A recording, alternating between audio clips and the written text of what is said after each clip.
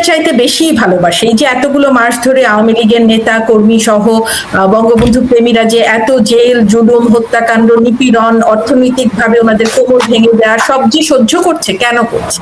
করছে কারণ তারা বঙ্গবন্ধুকে ভালোবাসে। তো বঙ্গবন্ধুকে ভালোবাসে, বঙ্গবন্ধু কন্যা শেখ হাসিনাকে ভালোবাসে। এবং কিন্তু যেটা হয় কি, যে যেহেতু রাজনীতিটা এমন একটা ব্যাপার যে এখানে নিঃস্বার্থ বলে তো কিছু নেই, তো ভালোবাসার দামও দিতে হচ্ছে আর কি, এটাই দুঃখটা আর কি। তার মানে আপনি যদি একেবারে নিজেকে নিঃশেষ করে ভালোবাসেন, স্পেশালি এই বাঙালি জাতির জন্যে, আপনারকে হয়তো ভিন্ন কিছু পেতে হতে পারে। তবে একটা কথা আমি যেটা সবসময় বলি, যে বাংলাদেশের মানুষ আসলে রাজনীতিটাকে কিভাবে নেয় আমি সেটাও একটু বুঝতে পারি না। কেন বলছি কথাটা, যে রাজনীতিটা মানুষের জীবন নিয়ে, পলিসি নিয়ে, যেগুলো মানুষের জীবনকে ইম্প্যাক্ট করে, এবং সেই রাজনীতির সাথে ভূ রাজনীতি, ভূগোল এবং অনেক কিছুই জড়িত থাকে। তো সেই অ্যাসপেক্টটা থেকে বাংলাদেশের মানুষ যখন রাজনীতির কথা বলে, রাজনীতি করতে গেলে যে টুলস গুলো লাগে, যে ওয়েপন গুলো লাগে, মানে নট যে অস্ত্রের কথা বলছি, মানে যেই আনুষ্ঠানিক ব্যাপার লাগে, সেই ব্যাপারগুলো সম্পর্কে আমার কেন যেন মনে হয় আওয়ামী লীগের বিশেষ করে আওয়ামী লীগের মানুষদের একটা বোঝার ভুল হচ্ছে কিনা, এই জিনিসটা কিন্তু আমাদের একটু খতিয়ে দেখা দরকার। কারণ শুধু ভালোবাসা, আবেগ এগুলো দিয়ে তো রাজনীতি হয় না। রাজনীতি করতে আপনার রসদ দরকার। তো ওই রসদটা কোথা থেকে আসবে, কারা রসদটা দিচ্ছে, এবং অপোজিশন এই রসদের উৎস থেকে তাদের অপোজিশন, মানে এই দলকে বঞ্চিত করার জন্য তাদের কি স্ট্র্যাটেজি থাকবে, সেগুলো নিয়ে বোধহয় আওয়ামী লীগে একটু কম চিন্তা ভাবনা হচ্ছে বলে আমার মনে হয়। একটু মানে থট প্রভোকিং ভাবে চিন্তা করা উচিত। ওই লেন্স দিয়ে, আপনি যে পলিটিক্যাল লেন্স, আপনার যে এই টকশোর যে টাইটেলটা, ওটা খুবই প্রযোজ্য এই ব্যাপারগুলো চিন্তা করার জন্য। একেবারেই। কোথায় যেন মনে হয় যে নিজেরাই, মানে রাজনৈতিকভাবে আজকের বাংলাদেশে রাজনৈতিকভাবে প্রতিহিংসাটাই রয়ে গেছে। প্রতিদ্বন্দ্বিতা বা গণতান্ত্রিক চর্চা বা দেশের জন্য রাজনীতি করা, অর্থাৎ রাজনীতি শব্দটার যে ঐতিহাসিক একটা ভিত্তি আছে, মানে সেই সময়ে রাজনীতি, যখন বঙ্গবন্ধু ভাষা আন্দোলনের সময় লড়াই করেছেন, জেলে গেছেন, যে রাজনীতির আবশ্যিক কারণে, এবং যে সাহস, এবং মানে সেই সময় 1 মার্চে উনি যে সিদ্ধান্ত নিয়েছেন বা 6 দফা দিয়েছেন, ওটা তো মানে এখন তো ওটা তো কথার কথা ছিল না, মানে কোন গভীর বিশ্বাস, একটা পুরো জাতির ভাগ্য নির্ধারণের জন্য সিদ্ধান্ত নেয়া, এবং জাতিও তার উপর নির্ভর করছে। এই যে পরস্পরের প্রতি আস্থা, নির্ভরতা এবং যে একটা মানে বন্ধন, সেটাই তো রাজনীতি ছিল। আজকে রাজনীতি মানে কি? হ্যাঁ, আমি আপনার সাথে একেবারেই একমত যে বঙ্গবন্ধু যে রাজনীতিটা করে গেছেন, যে কারণে উনাকে আমার মনে হয় যে সর্বকালের সর্বশ্রেষ্ঠ রাজনীতিবিদ। এটা আমি কিন্তু কোনো মানে ওই ভাবে বলছি না, এটা কথার কথা না, এটা আমি বিশ্বাস করি। কেন এটা কথাটা আমি বললাম যে উনি সর্বকালের সেরা রাজনীতিবিদ, কারণ হচ্ছে উনি উনার অপোজিশনকে বুঝতেন। এবং রাজনীতিতে একটা সবচেয়ে ইম্পর্টেন্ট বিষয় হচ্ছে আপনার অপোজিশনকে বুঝে আপনার অপোজিশনের মুভটা কি হতে পারে সেটা প্রেডিক্ট করে আগে আপনার মুভটা দেয়া, এই কাজটা উনি করতেন। এবং রাজনীতিতে সময়কে ব্যবহার করা, এবং সময়কে শুধু ব্যবহার না, সময়কে ব্যবহার করে পরিস্থিতি নিজের দিকে ঘুরিয়ে সময় অনুযায়ী সিদ্ধান্ত নেয়া এবং ওই সময়টাকে নিজের দিকে ঘুরিয়ে আনা। তো এটা যেহেতু বঙ্গবন্ধুর খুব কাছ থেকে ওনার যে কন্যা শেখ হাসিনা এটা দেখেছিলেন, এবং উনিও কিন্তু এই যে 2008-এর পর থেকে যে ওনার রাজনীতিটা, she always stayed ahead of the curve. She always knew what could be the footstep of her opponents, এবং উনি সেভাবে করেই রাজনীতিটা করে গেছেন। তো এখানে এসে আমার যেটা মনে হচ্ছে যে এই মুহূর্তে দাঁড়িয়ে আওয়ামী লীগের যে মাথারা আছেন, নেতারা আছেন, তারা আমার মনে হচ্ছে যে একটু নিজেদেরকে আবার ঝালিয়ে নেওয়া তাদের দরকার। কারণ উনারা প্রতিপক্ষের রাজনীতিটা আমার মনে হয় ধরতে পারছেন না। উনারা প্রতিপক্ষের উপরে নির্ভর করছেন, কিন্তু এখানে নির্ভর করার তো কোনো জায়গা নেই, সুযোগ নেই। আপনাকে আপনার রাজনীতি করতে হবে, ওটা জেনেই করতে হবে যে প্রতিপক্ষ কোন দিকে যাচ্ছে এবং প্রতিপক্ষ আবার আপনাকে কিভাবে ইউজ করবে। আপনি যদি বিএনপির এই 2026-এর নির্বাচনের ইশতেহারটা দেখেন, আমার কাছে মনে হয়েছে নেত্রীর রূপকল্প 2021 যে দিন বদলের সনদ 2008-এ উনি যেটা জেলে বসে লিখেছিলেন, ওটাকে মানে কাটছাট করে মানে কথার কপি পেস্ট বলবো না, ওখানে কিছুটা ওনারা রংচং দিয়েছেন, কিন্তু নিজেদের মতো করে চেঞ্জ করেছেন। আপনি যদি 2008-এর যে রূপকল্পর 2021 দিন বদলের সনদটা আপনি যদি দেখেন, নেত্রী যে ওই যে জেলে উনি ছিলেন সেই সময়টাতে উনি পুরোপুরি ইউজ করেছেন উনার যে স্ট্র্যাটেজি, ভিশন, মিশন সব, এবং গোলস এবং হাউ টু ছোট ছোট নোট করে রেখেছিলেন। হ্যাঁ, তো এইটাকে উনি যখন বাস্তবায়ন করেছেন, এমন কিছুই নেই ওই রূপকল্প 2021-এর যেটা উনি বাস্তবায়ন করতে পারেননি।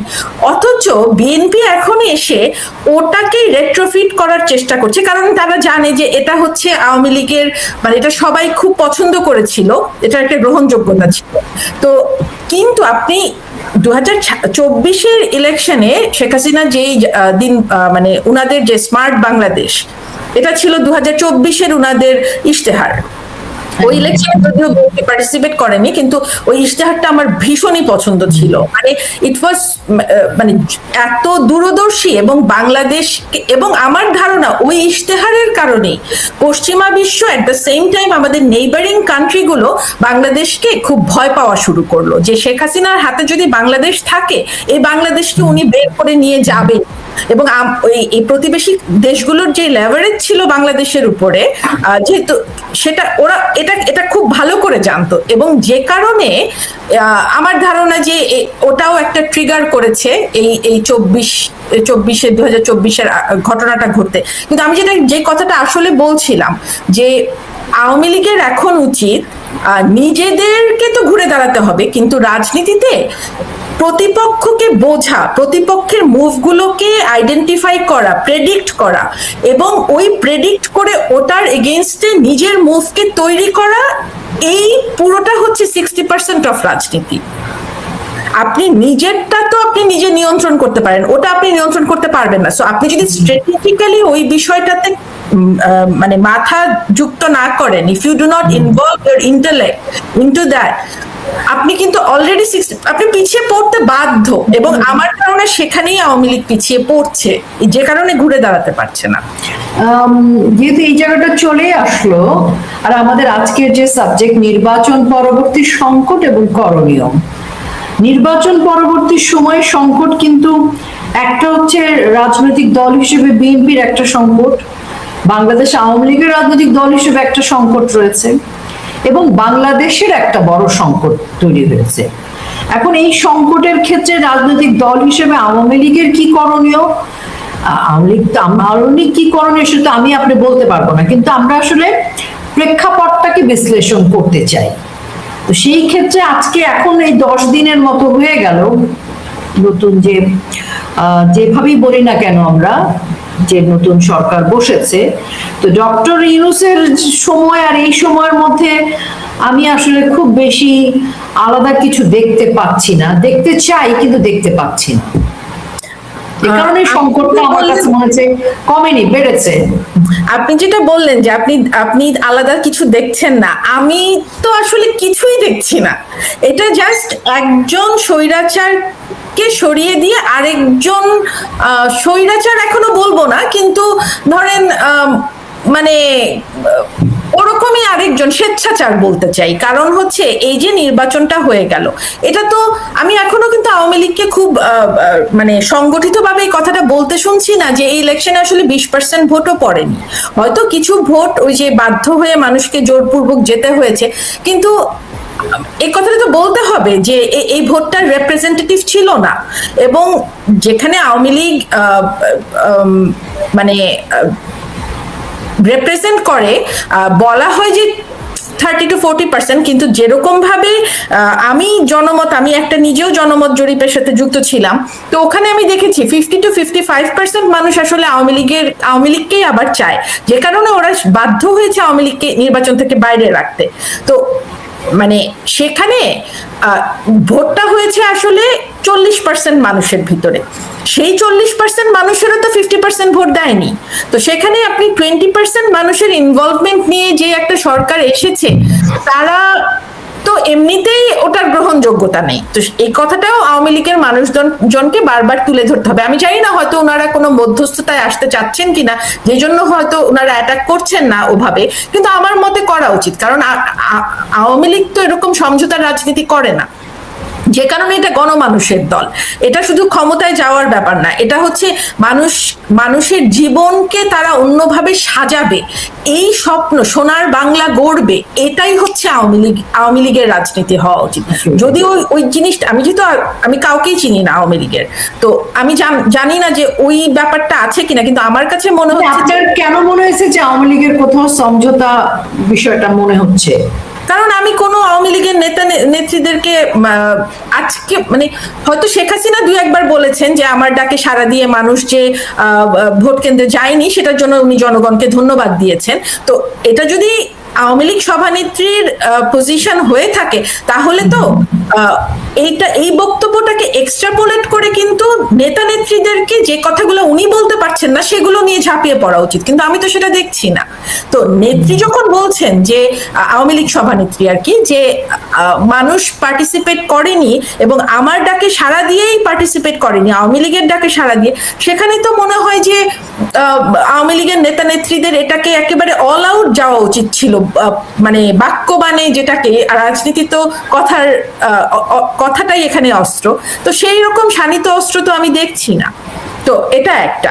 আর দ্বিতীয় কথাটা যেটা আপনি বললেন যে আমার মতে হচ্ছে শুধু ইউনূস সরেছে, বাকি কিন্তু কেউ সরেনি। কারণ এই ইউনূসকে আনার পিছনে যে মপতন্ত্র ওনারা কাজে লাগিয়েছিলেন, যেটা সবসময় বিএনপি বলে এসছে যে এই পুরো আন্দোলনের পিছনে ওনারা ছিলেন, তো তার মানে কি হয়তো ওই 5ই আগস্টের পরে হেড পার্সনটা সরাসরি তারেক রহমান হতে পারেননি, ওটা হয়তো ইউনূস ছিলেন বা হোয়াট এভার ইট ইজ, কিন্তু বাকিটা পুরো ওনাদের যে চিন্তা, আশা বা ওনারা যেইখানে বাংলাদেশকে নিতে চান, এটা তো আসলে পুরোটাই মবক্রেসির পিছনে ছিল 5ই আগস্টের আগে যে মবক্রেসিটা হয়েছে। তো আমি এখানে কোনো রকমই আশা দেখছি না, কিন্তু আমি বরং এটাতে আরো বেশি বিভীষিকাময় পরিস্থিতির দিকে যাচ্ছে বাংলাদেশ, এটাকে দেখছি।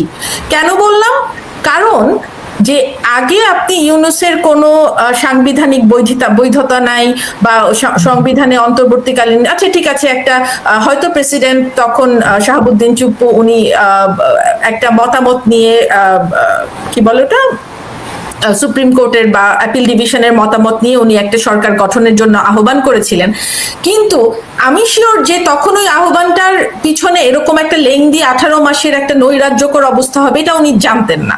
তো যাই হোক, সেখান থেকে জাতি বের হয়ে এসছে বা জাতি বের হয়ে আসার জন্য উন্মুখ ছিল, তো সেই জন্য এই নির্বাচনটা হয়তো দরকার ছিল। কিন্তু এখন তো যেটা হচ্ছে, এরকম একটা মানে সমর্থন শূন্য নির্বাচনের মাধ্যমে যারা আসলো, তারা তো এখন আসলে একটা নাম দিয়ে ফেলা হলো যে এটা এখন নির্বাচনের মাধ্যমে আসা সরকার।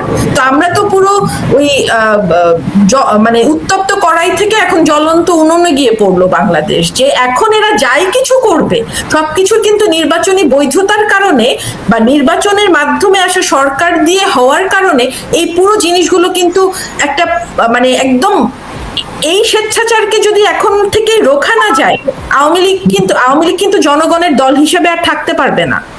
আপনি দেখেন যেভাবে করে একজন ঋণ খেলাপিকে বাংলাদেশ ব্যাংকের গভর্নর হিসেবে দেওয়া হলো, এটা কি কোনোদিন হতে পারে?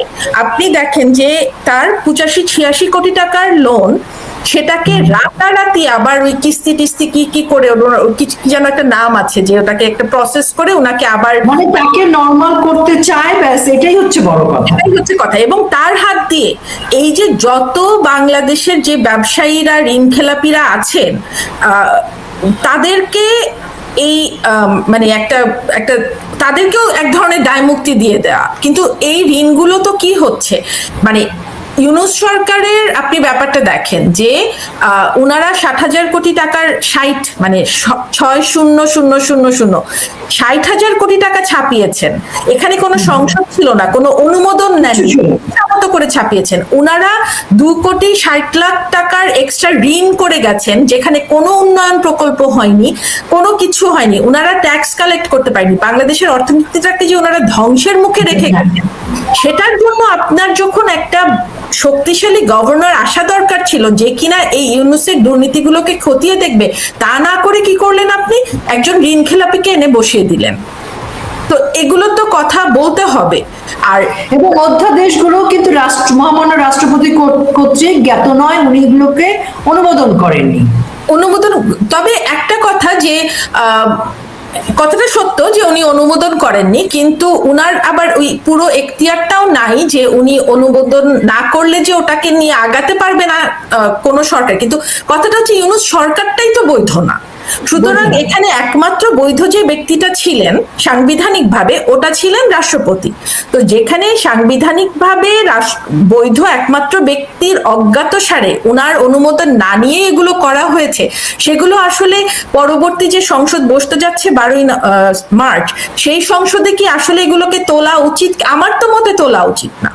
কারণ যদি এগুলো সংসদে তোলে, তাহলেই কিন্তু আবার ওগুলোর বৈধতা এসে যাচ্ছে। অথচ একে তো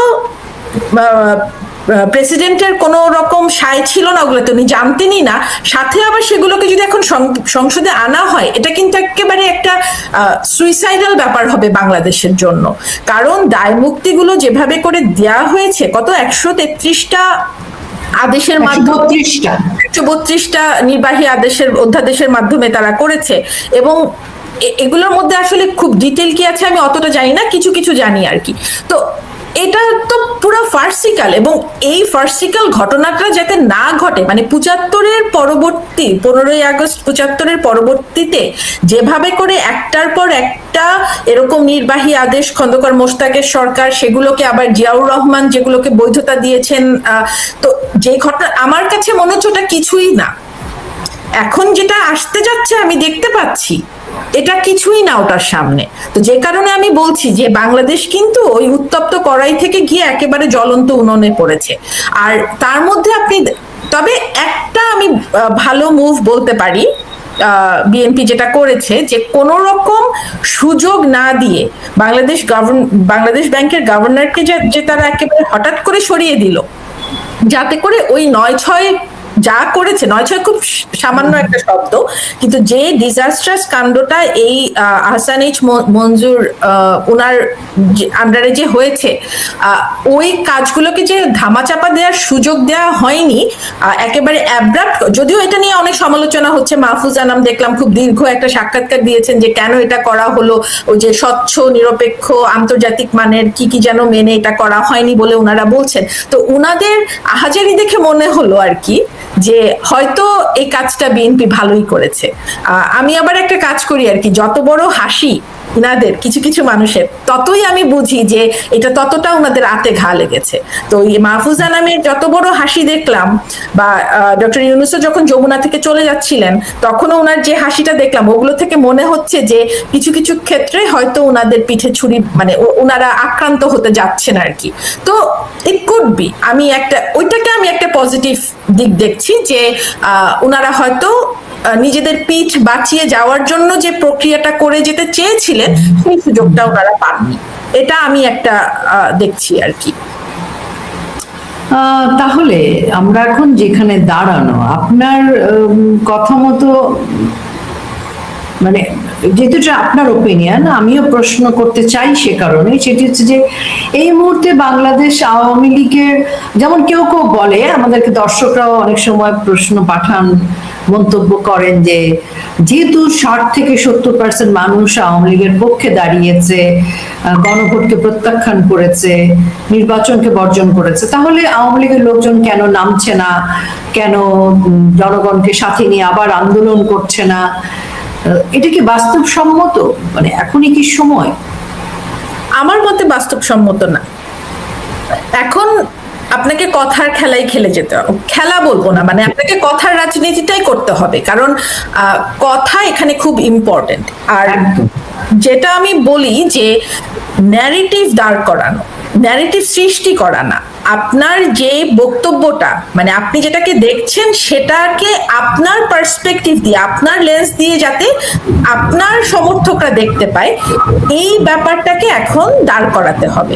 আর বঙ্গবন্ধুর যেটা একটা বড় সুবিধা ছিল, এবং আমার ধারণা উনার কন্যা শেখ হাসিনারও যখন রাজনীতিতে ইনি এসছেন, উনার সাথে যারা ছিলেন তারা বঙ্গবন্ধু কন্যা বা বঙ্গবন্ধু যা বলছেন সেটাকে ক্যারি অন করে নিয়ে যাওয়ার মতো ওনাদের রাজনৈতিক প্রজ্ঞা ছিল, এবং ওটা ওনারা পেরেছেন। কিন্তু এই মুহূর্তে আমি দেখছি যে আওয়ামী লীগের টপ লিডারশিপ যে ধরনের যে বক্তব্যগুলো দিচ্ছেন, ওই বক্তব্যগুলো তো একটা একটা আমব্রেলা দিচ্ছেন, তাই না? ওগুলোকে এক একটা অঙ্গনে, ধরেন অর্থনৈতিক অঙ্গনে, বিদ্যুৎ অঙ্গনে, বা হচ্ছে জ্বালানি অঙ্গনে, বা পররাষ্ট্রনীতি অঙ্গনে, আন্তর্জাতিক সম্পর্ক অঙ্গনে, এগুলোকে ক্যারি আউট করার মতো আমি বক্তাও দেখছি না, বা হচ্ছে মানে ন্যারেটিভ বা পলিসি দেখছেন, মানে ওটাকে পলিটিক্যাল কোন স্ট্র্যাটেজি আপনি দেখছি না। এটা আমাকে খুবই ভাবাচ্ছে। তারা ওইখানেই আছে যে এটা করে ফেলবো, ওটা করে ফেলবো, করার মতো অবস্থায় তো এখন আওয়ামী লীগ নাই। কি করলে তারা করার মতো অবস্থায় আসতে পারবেন, আগে ওইটা নির্ধারণ করতে হবে। আমি এখানে একটা বড় গ্যাপ দেখছি আর কি, যে এটা যদি করতে না পারেন, কারণ আপনি দেখেন এখন কিন্তু আওয়ামী লীগের একটা বড় সুযোগ, যদিও আমি আওয়ামী লীগের জানি না, ওনাদের হয়তো আছে, কিন্তু আমি দেখতে পাচ্ছি না, সেই কথাটা বলছি আর কি। এই যে এখন যে বিএনপি সরকার আসলো, তো বিএনপি সরকার আসার পরে তারা কোন কোন ক্ষেত্রে কোন কোন মন্ত্রীকে কেন বসালো, এই ব্যাপারটা তো আওয়ামী লীগের রাজনীতিক মানে পলিটিক্যাল অপোনেন্ট হিসাবে তাদেরকে তো বুঝতে হবে। এই বিষয়ে তো আমি তাদের কোনো মন্তব্য দেখছি না। ধরেন আপনার একটু শুনছিলাম যে খলিলুর রহমান কেন বিএনপি টেকনোক্র্যাট মন্ত্রী হলেন, তো কেন, এটাই হচ্ছে আসল কথাটা, যে ওনাকে ওই পজিশনে বসিয়ে বিএনপি কি লাভ করতে পারবে। তারপরে হচ্ছে ধরেন সালাউদ্দিন আহমেদ, উনাকে স্বরাষ্ট্রমন্ত্রী করলেন, উনাকে দিয়ে মানে যেটা এনসিপি বা জামাতে ইসলাম বলছে এখন বিরোধী দল হিসেবে, যে আমরা একটা ছায়া মন্ত্রিসভা রাখবো, কিন্তু এই ছায়া মন্ত্রিসভা দিয়ে তো হবে না, এটা তো আওয়ামী লীগের রাখতে হবে। ওনারা তো ওই যে যেটা শুনছিলাম না, আমরা মামুরা নির্বাচন, তো এটা আমরা মামুরা সংসদই হবে। ওনারা যারা ছিলেন আগে একই মায়ের পেটের ভাই, এখন হয়তো ওনারা বলবেন যে আমরা একই মায়ের পেটের ভাই, কিন্তু আমাদের বাবা হয়তো ভিন্ন। ওনাদের এখনকার অবস্থাটা এমন না যে ওনারা মায়ের পেটের ভাই আর নাই। সুতরাং এই বিরোধী দল বা এগুলো নিয়ে তো আসলে বাংলাদেশ চালানো যাবে না, যেখানে ব্যাপারটা এরকমও তো হতে পারে যে মায়ের পেটের ভাইরাও কিন্তু কে কোন তালুক নিয়ন্ত্রণ করবে এটা নিয়েও কিন্তু সংঘর্ষ হয়, এবং সেটা নিয়েও কিন্তু সম্পর্কটা শিথিল হয়, কিন্তু মূল জায়গায় তারা এক। তো সেখানে সারা জীবন যেখানে বিএনপি আর জামাতে ইসলামী একসাথে রাজনীতি করে আসলো, হঠাৎ করে তারা এখন বিরোধী দল মানে সাজানো সংসারের মতো, যেটা আদর্শিক বিরোধিতা ঘটেনি, নির্বাচনকালীন আসন নিয়ে বিরোধিতা ঘটে, আসন নিয়ে, এবং এটাতে করে কিন্তু ওনারা এখন একেবারে সংসদটাকে নিজেদের করে নিয়েছেন। শুধু যে আসন বন্টন তা না, পুরো সংসদটাই এখন ওনাদের মানে করায়ত্তে। এবং আপনি যদি আজকে বিএনপির যে নেতা মানে এখন প্রধানমন্ত্রী তারেক রহমান, উনার যদি জামাতে ইসলামের ইফতার মাহফিল ছিল, ওখানে যদি আপনি বক্তব্যটা দেখেন, আমি আমার লাইফে এরকম লেম বক্তব্য খুবই কম শুনেছি।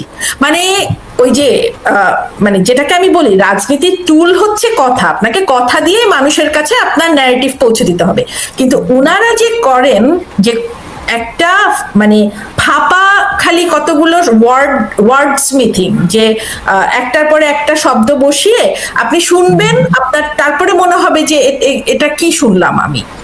তো একে তো হচ্ছে ওটা, আর আপনি সালাউদ্দিন আহমেদ আবার আজকে এনসিপির একটা ইফতার মাহফিলে গেছিলেন, তারেক রহমান বোধহয় গতকাল গেছিলেন, আজকে সালাউদ্দিন আহমেদকে দেখলাম উনি এনসিপি যেভাবে করে সমস্ত সাজেশন দিলেন যে কিভাবে করলে এনসিপি পরবর্তীতে ক্ষমতায় আসতে পারবে, হেন তেন, মানে এই পুরো জিনিসটা হচ্ছে আমি কোনোভাবেই দেখছি না বিএনপি কে উপরে চাপ সৃষ্টি করতে না পারলে বিএনপি আওয়ামী লীগের উপর থেকে নিষেধাজ্ঞা উঠাবে না, এবং অথবা যদি দেখে মানে আওয়ামী লীগকে এখন খুবই স্ট্র্যাটেজিক মুভে যেতে হবে, এছাড়া মানে এখানে কি আওয়ামী লীগ কি রাজনীতিটা করে, আওয়ামী লীগ হচ্ছে সেন্ট্রাল লেফট, তার মানে হচ্ছে এটা ওই কনজারভেটিভ রাজনীতি না, কাইন্ড অফ লিবারাল ডেমোক্রেটিক রাজনীতি করে আওয়ামী লীগ। বাংলাদেশে অবশ্য সবকিছুতে ধর্ম নিয়ে আসা হয়, যে ডানপন্থী মানে ধর্মের দিক থেকে, আমি ডেমোক্রেসি ইম্পর্টেন্ট না, হ্যাঁ, কিন্তু আমি এটা এভাবে একটা অবস্থা তাদের, মানে এখন তাদের দেখে মনে হচ্ছে ডেমোক্রেসি একদমই ইম্পর্টেন্ট না এখানে। তো আওয়ামী লীগকে তো তার জায়গাটাকে সুসংগঠিত করতে হবে, এবং মানুষের কাছে কেন তার রাজনীতিটা ইম্পর্টেন্ট সেটাকে তুলে ধরতে হবে। তো যেই সোশ্যাল সেফটি নেট থেকে শুরু করে সুশাসন যেগুলোর কথা বলে ওই রূপকল্প 2021 দিন বদলের সনদ নিয়ে যে শেখ হাসিনা হাজির হয়েছিলেন, ওগুলোই কিন্তু এখন অন্য প্লেটে করে বিএনপির তারেক রহমান উপস্থাপন করছেন। তার মানে তারেক রহমান কিন্তু আওয়ামী লীগের রাজনীতিটাকেই নিয়ে নিয়েছেন। আপনি কি আমার কথাটা, আমি কি বুঝাতে পারছি? আপনি যদি সোশ্যাল সেফটি নেট থেকে শুরু করে যেটাকে মানে গরিব সরানোর রাজনীতি বা গরিবের জন্য, ওটা কিন্তু অলরেডি তারেক রহমান অ্যাডাপ্ট করে ফেলছেন, সাথে ওনাদের যে ডানপন্থী অবস্থানটা ছিল ওটা এখন জামাত এনসিপি ওই জোটটা নিয়ে নিচ্ছে। তার মানে কি? তার মানে আওয়ামী লীগের রাজনৈতিক বয়ানটাকে নতুন করে সাজাতে হবে, এবং আমার মতে আওয়ামী লীগের যে ভয়েডটা এখন সেটা হচ্ছে 2024-এর যে তাদের ইশতেহারটা ছিল স্মার্ট বাংলাদেশ, এই যে দূরদর্শী আমাদের যে আত্মসম্মান বোধের একটা জায়গা, এই কথাগুলোকে তাদের নিউ জেনারেশনের কাছে আবার নিয়ে আসতে হবে, মানে তাদের পুরো রাজনীতির প্যাকেজিংটা নতুন করে শুরু করতে হবে, এবং এটার জন্য এই ভাষার ব্যবহার, এবং শেখ হাসিনা খুব ডাইনামিক ছিলেন, উনি পুরাতনদের পালসও বুঝতেন, নতুনদের পালসও বুঝতেন, এবং নিজের কথাগুলোকে উনি সেভাবে করে নিয়ে আসতে পারতেন।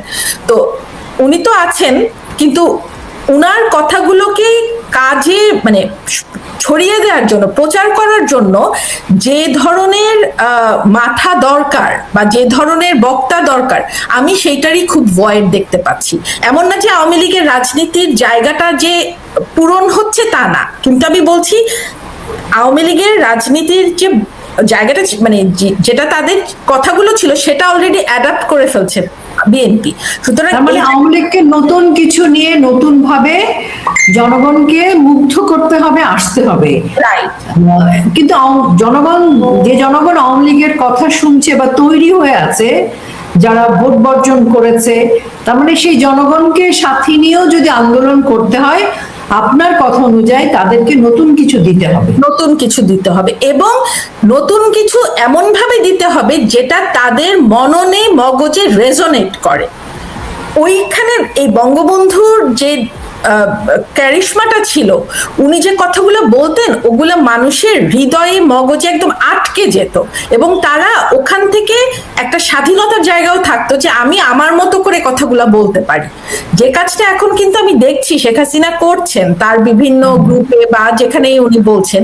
কিন্তু এই যে সেকেন্ড লেয়ার, যারা কিনা সেকেন্ড লেয়ার বা থার্ড লেয়ার, এইখানে নতুন মানুষ আনতে হবে, বা পুরনোদেরকে, এমন না যে পুরনোরা মানে চেঞ্জ করে, বা ওটাকে কি বলে, মানে আমরা যে নিজেদেরকে বলি যে চেঞ্জই আর কি, নিজেদেরকে আরেকটু ভাবে পরিশীলিত করে সময়ের প্রয়োজনে সেই কাজটা আমি দেখছি না। ওনারা ওই একই জায়গাতে আটকে আছেন, কিন্তু ওখান থেকে তো সময়টা পার হয়ে গেছে। তো ওইখানটা আমার মনে হয় আওয়ামী লীগের এখন খুব জোরে সোরে কাজ করা উচিত, এবং এই যে ভূ রাজনৈতিক যে পরিবর্তনটা আমরা দেখতে পাচ্ছি, বা পরিবর্তন বলবো না, মানে যে আগ্রাসনের দিকে যাচ্ছে আর কি পৃথিবী, সেখানে এই সময়টাকে তাদের কাজে লাগানো উচিত। কারণ এই পুরো সময়টা কিন্তু ডিল করতে হবে এখনকার বিএনপি সরকারকে। তো যেহেতু তারা ওটা ডিল করতে হবে, সেহেতু আওয়ামী লীগের এই যে সময়, এখন একটা ফ্রি সময় আছে, এই সময় তাদের নিজেদেরকে পরিশীলিতভাবে তুলে আনার জন্য তাদের কাজে লাগানো উচিত। একেবারে আপনার কথার সাথে, আপনার কথা একদমই স্পষ্ট। মানে সময়ের সাথে কিন্তু রাজনীতি পরিবর্তন হয়, প্রেক্ষাপট পরিবর্তন হয়। এখন জাতীয় আন্তর্জাতিক পর্যায়ে রাজনীতিটা যেখানে পৌঁছে গেছে, সেখান থেকে আসলে সিদ্ধান্ত নিয়ে কাজ করতে হবে।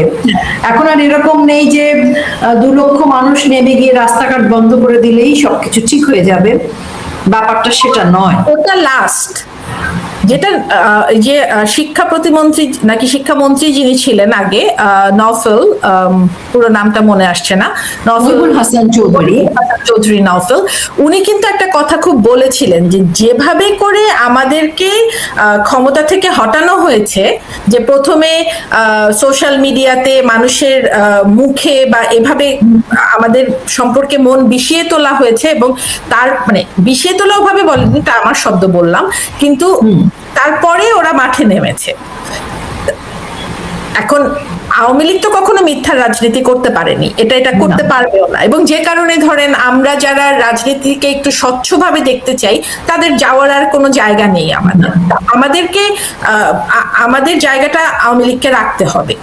তো সেক্ষেত্রে যদি বলি, উনার ওই কথাটা আমার কাছে খুব ভালো লেগেছিল। আমার মনে হয়েছিল যে উনি হয়তো মানে বুঝতে পারছেন, কিন্তু আমার তারপরেও মনে হচ্ছে যে উনারা যে কথাগুলা বলছেন ওটা মানুষের কাছে পৌঁছচ্ছে না। অলরেডি যারা আওয়ামী লীগ সাপোর্টার, তাদের কাছেই পর্যন্ত রয়ে যাচ্ছে। কিন্তু আমি এই গত 18 মাসে আমার খুবই সৌভাগ্য হয়েছে মানে স্বাধীনতাপন্থী কিছু ইয়াং ছেলেপেলের সাথে কথা বলার, ছেলে মেয়েদের সাথে, এবং আমি মুগ্ধ। তারা যেভাবে চিন্তা করে, তাদের মানে ডিপ থিঙ্কিং, এবং তারা যেভাবে করে পলিটিক্সকে বুঝে, এবং শুধু বাংলাদেশের, এখন কিন্তু আসলে শুধু বাংলাদেশের পলিটিক্স, বাংলাদেশ পুরোপুরি বৈশ্বিক, এবং তাদেরকে কিভাবে ইনকর্পোরেট করা যায়, এই জিনিসগুলো দেখতে হবে। এবং এই নতুন প্রজন্মে 2008-এ যেমন শেখ হাসিনা তখনকার নতুন প্রজন্মের ভাষাটা ধরতে পেরে ওনার ন্যারেটিভটা সেট করেছিলেন, এখন আবার সেটাই দরকার। এখন কি বাংলাদেশ আবার পিছনে হাঁটতে চায়, নাকি ফরওয়ার্ড লুকিং হয়ে থাকতে চায়? এখন আর বাংলাদেশের মানুষের সোশ্যাল সেফটি নেট দরকার, কিন্তু সেটা ফর টাইম বিং। মানুষ তো সোশ্যাল সেফটি নেট দিয়ে জীবন চালাতে চায় না। আর আরেকটা হচ্ছে, এই যে অর্থমন্ত্রী যিনি, উনি তারপরে যে বিদ্যুৎ জ্বালানি মন্ত্রী, ওনারা যে উল্টাপাল্টা কথা বলা শুরু করলেন, এসেই বলে দিচ্ছেন যে ট্যাক্স বাড়াতে হবে। হ্যাঁ, ট্যাক্স বাড়াতে হবে, কারণ বিদ্যুতের বাকির চেয়ে লোডশেডিং বেটার। হ্যাঁ, যে তো এই ধরনের কথাগুলোকে তো আসলে কি বলবো, মানে এর চাইতে তো মনে হয় ফার্সিক্যাল কথা কোনো যে পলিটিক্যাল লিডার বলতে পারেন গুরুত্বপূর্ণ জায়গাতে বসে, এটা তো আমার বিশ্বাসই হয় না। মানে এবং এর সাথে আপনি দেখেন পুলিশ হত্যা নিয়ে তারা কোনো মাথা ঘামাচ্ছে না, নারীর প্রতি, নারী শিশুর প্রতি একই রকম নিপীড়ন নির্যাতন চলছে, মব বন্ধ হয়নি, আইন শৃঙ্খলা একই জায়গায় আছে, কাজে মিথ্যা মামলা হয়ে যাচ্ছে, জামিন হচ্ছে না। তার মানে বিষয়গুলো কিন্তু একই জায়গায় আটকে আছে। এবং আমি দেখছি না কোনো কারণ বিএনপি আওয়ামী লীগের উপরে ব্যান লিফট করে তাদেরকে স্বাভাবিক রাজনীতি করার সুযোগ যে দিবে। কেন দিবে? কারণ উনারা দেখছেন যে উনারা তো উনাদের দিকে জনপ্রিয়তা ঘুরিয়ে আনতে পারেননি এখনো, উনারা জানেন এটা।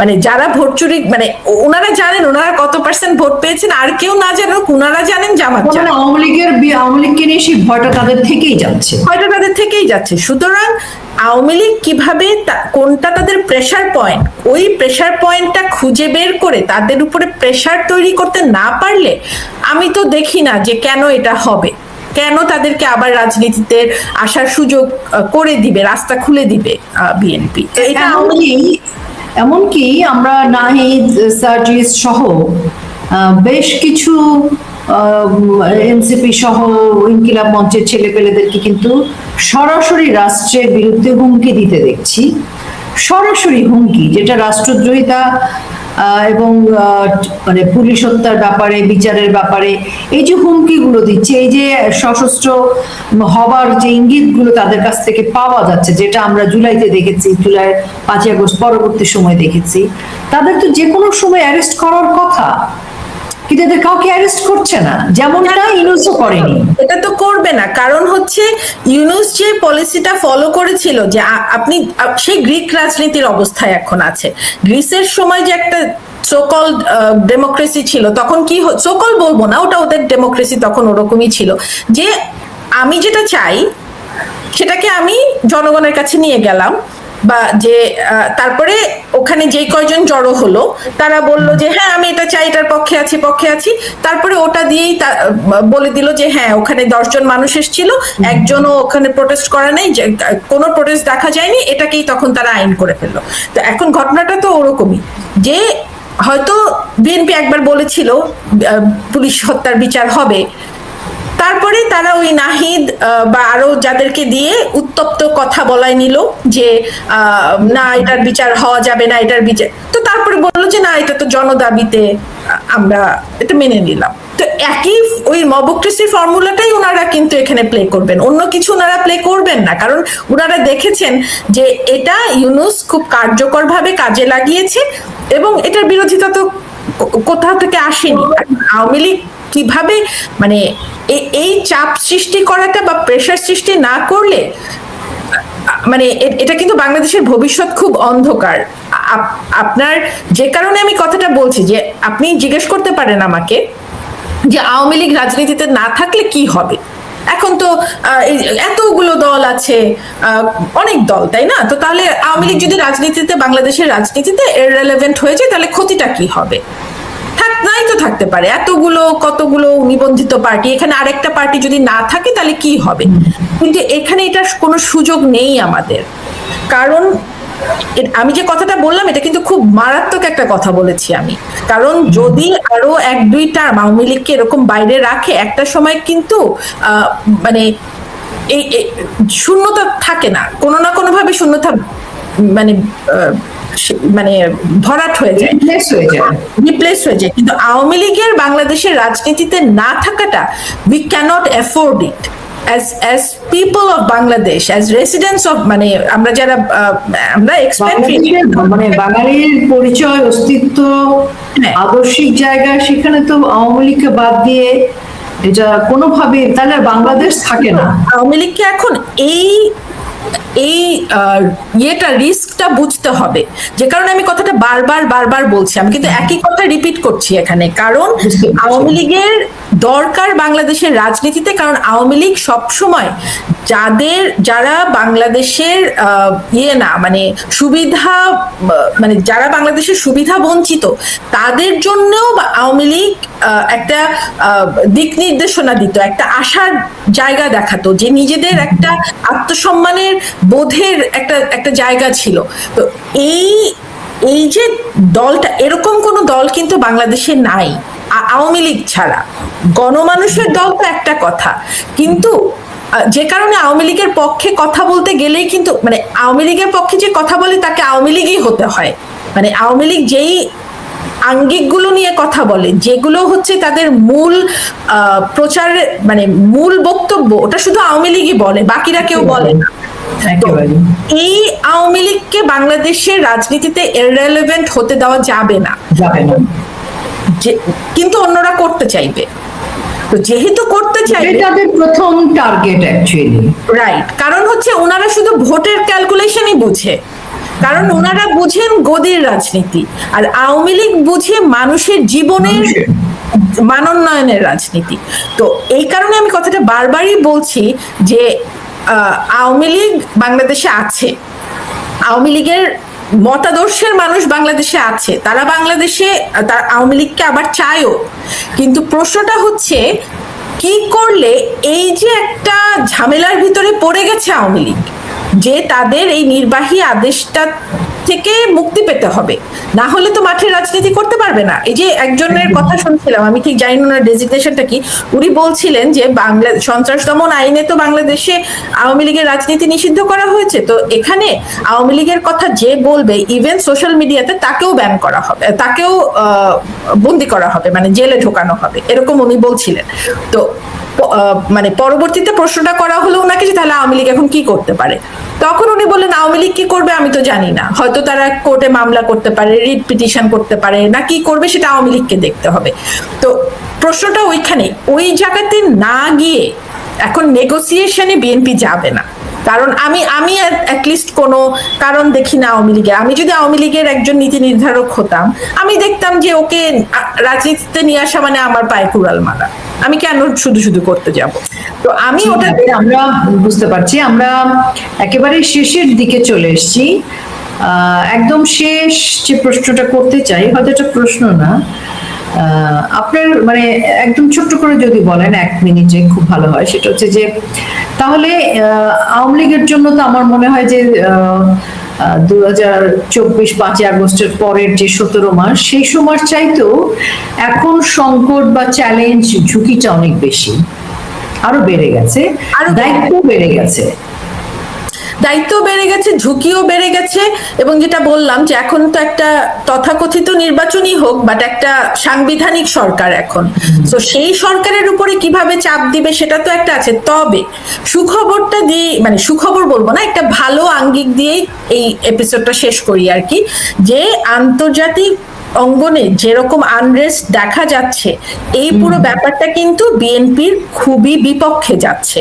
কারণ বিএনপি যে পজিশন, ভূ রাজনৈতিক অবস্থান, তাতে করে এখন আমেরিকা ইসরায়েল একসাথে যে ইরানকে আক্রমণ করেছে, এবং তার বিপরীতে যে ইরান সমস্ত মানে আমেরিকার সমস্ত যে জায়গায় সামরিক ঘাঁটি আছে সেখানে তারা প্রতি আক্রমণ করেছে। তো আপনি যদি পররাষ্ট্র মন্ত্রণালয়ের বক্তব্যটা দেখেন, উনি কিন্তু খলিলুর রহমান উনি বলেছেন, উনি নিন্দা জানিয়েছেন যে ইরান যে আমেরিকার সামরিক ঘাঁটিগুলোতে আক্রমণ করেছে এটার নিন্দা জানিয়েছে। তো তাহলে এটা তো আসলে বিএনপির জন্য মোটেও সুখকর না, কারণ ওনারা কিন্তু ওই ইসরায়েল বা যেই অবস্থানগুলো ওদের, তো এই পুরো আন্তর্জাতিক হরমুজ প্রণালী বন্ধ করে দেওয়া হচ্ছে, তেলের দাম বেড়ে যাবে, আপনার এদিকে সৌদি আরবিয়া সহ সমস্ত মুসলিম দেশগুলো তো 2 ভাগে বিভক্ত হয়ে যাচ্ছে, ওরা তো ইরানের পক্ষে থাকেনি।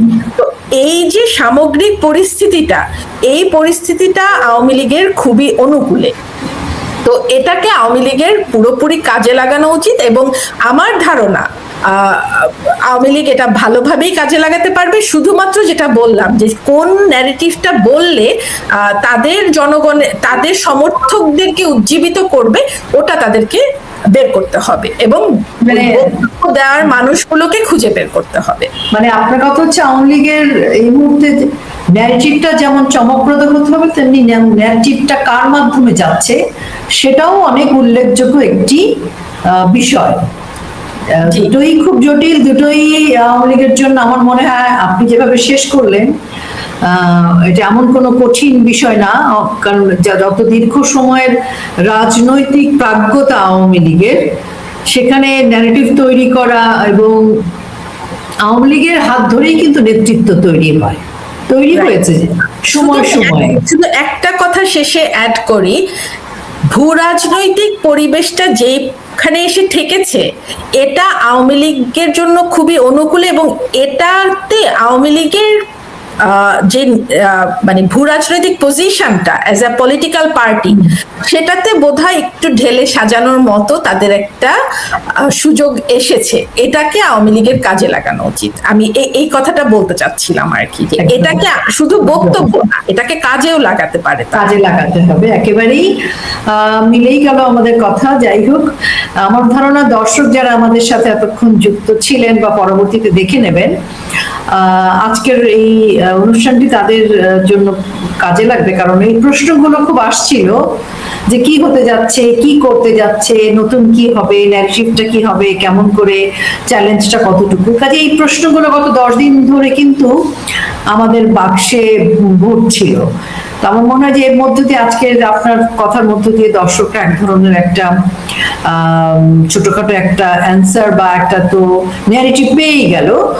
আর বাকিটা যেটা থাকলো সেটা হচ্ছে কিছু জিনিস আমার আপনার হাতে নেই, কিছু জিনিস আমাদের কারোর হাতেই নেই, সেটা সময়ের সাথে সাথে তৈরি করতে হয়। যাই হোক, ডক্টর আমি বিএনপি যদি, যেহেতু একটা পলিটিক্যাল পার্টি, তারা বাংলাদেশের এখন রাষ্ট্র পরিচালনায় আছে, সেখানে তারা কিন্তু সমগ্র বাংলাদেশের সব জনগণকে রিপ্রেজেন্ট করে এখন।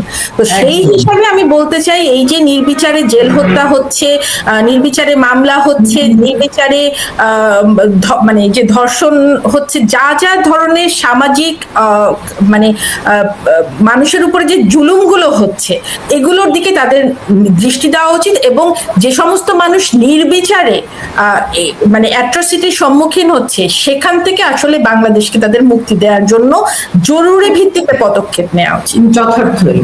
অনেক ধন্যবাদ ডক্টর আঞ্জুমান ইসলাম। আর যেটা আমি শুধু বলতে চাই বিদায়ের আগে, সেটি হচ্ছে যে ইউনূস রেজিমের অন্যায়গুলো, রাষ্ট্রদ্রোহিতার মারপেচগুলো, চক্রান্তগুলো, ধ্বংসযজ্ঞগুলো, পুলিশ হত্যা, অন্যায় অধ্যাদেশগুলো যেগুলোর কোনো সাংবিধানিক বৈধতা নেই, সেগুলোর দায় বিএনপি কেন নিচ্ছে বা কেন নেবে, সেই রাজনৈতিক চিন্তা ভাবনা বিএনপির করা উচিত। তেমনি বাংলাদেশ আওয়ামী লীগকেও ভাবতে হবে বর্তমান সময়ের যে সুযোগটা এসেছে, কিংবা যদি সুযোগ সেটা নাও এসে থাকে, তাহলে এই মুহূর্তে বাংলাদেশ আওয়ামী লীগের দায়িত্ব অনেক বেশি, কারণ একটা বড় সংখ্যক জনগণ বাংলাদেশ আওয়ামী লীগের পক্ষে দাঁড়িয়েছে ভোট বর্জন করে। কাজে সেই জনগণ এবং লক্ষ কোটি নেতা, সমর্থক, সহযোগী, বন্ধু সবাইকে নিয়ে বাংলাদেশ আওয়ামী লীগ সবার প্রয়োজনে, শুধুমাত্র আওয়ামী লীগের প্রয়োজনে নয়, পুরো রাষ্ট্রের প্রয়োজনে আওয়ামী লীগকে ঢেলে গুছিয়ে ন্যারেটিভ নিয়ে, এবং যেমনটি ডক্টর আঞ্জুমান ইসলাম বলেছেন এবং অন্য অতিথিরাও আমাদের বলছেন, যে কেমন করে জনগণের কাছে পৌঁছাতে হবে সেই কৌশলটি তৈরি করতে হবে। আর খুব বেশি সময় ক্ষেপণ করাটাও উচিত হবে না, আবার খুব বেশি তাড়াহুড়াও যেমন ঠিক নয়, তেমনি অনেক বেশি সময় নষ্ট করাও ঠিক নয়। অর্থাৎ সহিষ্ণু হতে হবে, ধৈর্যশীল হতে হবে, দায়িত্বশীলও হতে হবে। কিন্তু কারণ আওয়ামী লীগ যদি হেরে যায়, তাহলে কিন্তু বাংলা